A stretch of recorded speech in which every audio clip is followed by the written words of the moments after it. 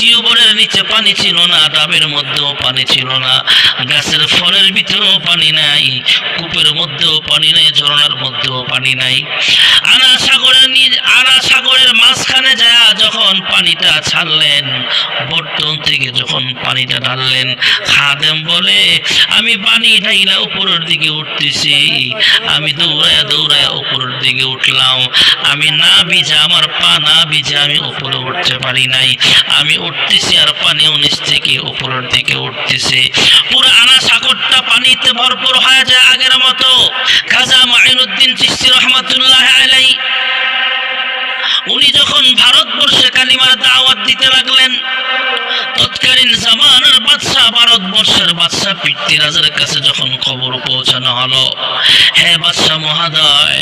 একজন মুসলমান কোথা থেকে যেন ভারতবর্ষে আগমন করেছেন, হুজুর মানুষ, মৌলভী